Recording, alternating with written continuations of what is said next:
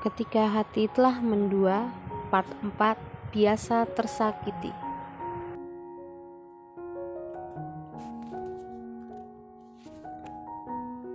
Nadia mah, Tante Nadia, katanya teman ayah.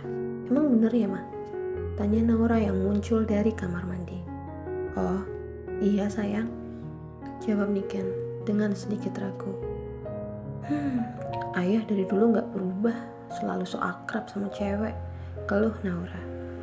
Gitu-gitu juga ayah kamu, Ra. Iya mah, suami mama juga. Niken tersenyum mendengar jawaban sang putri. Mereka memang sudah terbiasa seperti itu. Ada kalanya mereka menempatkan diri sebagai sepasang sahabat. Pukul 9 malam, Niken menyuruh anak-anaknya untuk tidur.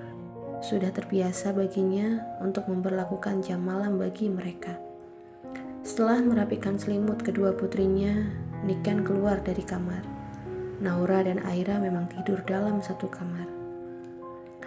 Tak lama, suara mobil Farhan terdengar memasuki pelataran rumah. Niken menghampiri suaminya. Farhan melenggang begitu saja tanpa berbicara sepatah kata pun pada Niken. Setelah sampai di ruang tengah, Farhan menanyakan keberadaan anak-anak. Anak-anak udah pada tidur? Udah mas, aku mau langsung mandi. Habis itu mau langsung istirahat. Capek banget rasanya. Gak makan dulu? Udah makan tadi di rumah Nadia, jawab Farhan sambil berlalu menuju kamarnya.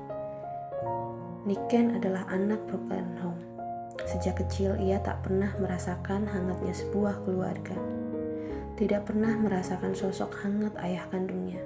Karena semenjak bercerai, ayah Niken hidup merantau dan memutuskan untuk menikah lagi. Niken tinggal bersama ibu kandungnya yang juga sudah menikah lagi. Ayah dan ibu kandung Niken bercerai semenjak Niken masih balita. Tidak ada satupun kenangan manis terpatri dalam memorinya. Yang ada hanyalah kenangan pahit. Karena semenjak orang tuanya bercerai, ia selalu didoktrin dengan pemikiran-pemikiran buruk. Pihak ayahnya menyalahkan dan menjelekkan ibunya. Juga sebaliknya, pihak ibunya menyalahkan dan menjelekkan ayahnya. Sampai akhirnya Niken dewasa bertemu dengan Farhan. Farhan yang bersikap manis padanya membuatnya luluh.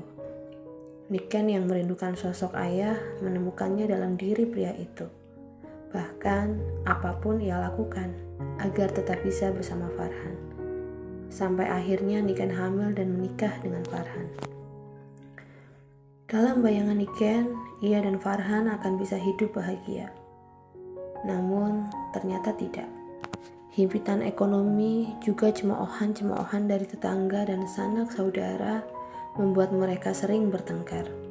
Sampai akhirnya mereka memilih untuk pergi. Niken memilih ikut bersama Farhan dan meninggalkan keluarganya yang mulai tidak menyukai Farhan. Hidup di perantauan, tinggal di sebuah kamar kos dengan luas 3x3 meter, tidur tanpa dipan hanya dengan kasur beralaskan tikar, mereka rasakan selama bertahun-tahun. Sampai akhirnya Tuhan memberi mereka jalan. Farhan yang suka masak membuka warung makan dengan modal seadanya. Modal yang ia dapatkan dengan bekerja menjadi kuli panggul di pasar, juga sebagai tukang ojek. Niken sebagai istri juga membantu Farhan sebisanya, karena saat itu Aira masih kecil. Niken selalu mencoba meminimalisir pengeluaran. Ia tidak pernah membeli sesuatu yang menurutnya tidak penting. Bahkan, ia rela digunjing tetangga, dikatakan kampungan karena penampilannya. Karena Niken memang jarang sekali membeli baju. Untungnya, Naura kecil juga menjadi anak yang sangat memahami keadaan orang tuanya. Tidak pernah menuntut apapun kepada orang tuanya seperti anak-anak pada umumnya. Namun, jangan disangka, kehidupan rumah tangga mereka baik-baik saja. Percekcokan sering terjadi. Awalnya Niken tidak terima saat selalu menjadi pihak yang disalahkan. Tetapi akhirnya ia lelah. Ia lebih memilih untuk mengalah saat Farhan memakinya, menyalahkannya, juga mengusirnya. Yang bisa wanita itu lakukan hanya menangis. Namun, kenyataannya air mata Niken tidak pernah mampu meluluhkan hati Farhan. Tidak mampu menghancurkan keras kepalanya. Kalau kamu sudah tidak mau di sini, sana pulang. Aku bisa hidup sendiri. Aku tidak butuh istri pembangkang sepertimu. Saat itu Farhan meminta Niken untuk membelikan sesuatu. Tetapi Niken meminta agar Farhan membelinya sendiri karena ia memang sedang tidak enak badan. Bukan maksudku begitu, Mas. Badanku benar-benar sedang tidak enak. Jawab Niken pelan. Alasan kamu, dasar manja. Kapan kamu jadi istri yang penurut? Mau sampai kapan kamu seperti ini? Sudah biasa, Mas. Sudah biasa Mas tidak pernah menghargai apapun yang aku lakukan. Sudah biasa Mas tidak peduli dengan keadaanku. Memangnya kamu peduli? Aku lelah, Mas. Aku lelah selalu disalahkan. Asal Mas tahu, aku bertahan hanya karena anak-anak. Saat Mas mengusirku, aku bisa saja pergi. Tapi aku tidak ingin mengorbankan sekolah Naura. Mas tidak pernah menghargaiku. Mas pikir, aku tidak ingin seperti wanita lain yang bisa belanja baju kapanpun mereka mau. Yang bisa membeli perhiasan kapanpun mereka ingin beli. Tapi aku selalu memikirkan Mas. Mas yang lelah mencari uang untuk kami. Jadi salah jika Mas menganggapku tidak pernah peduli dengan diri Mas. Usai mengucapkan itu, Niken mengambil uang yang Farhan taruh di meja untuk membeli barang yang diminta suaminya itu. Meski badannya saat itu benar-benar sangat menggigil. Sejak saat itu, Niken memilih untuk menjadi wanita yang lebih kuat di mata Farhan. Meskipun Farhan masih sering memarahinya, mencacinya, ia lebih memilih untuk menunjukkan senyum terbaiknya. Baginya, asalkan Farhan tidak pernah memarahi anak-anak, itu sudah lebih dari cukup.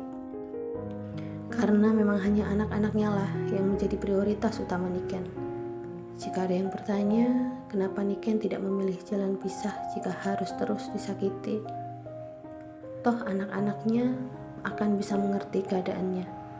Memang, namun baginya yang sudah merasakan bagaimana pahitnya menjadi korban broken home, sangat tidak ingin anak-anaknya merasakan apa yang dirinya rasakan. Baginya tak apa ia tersakiti.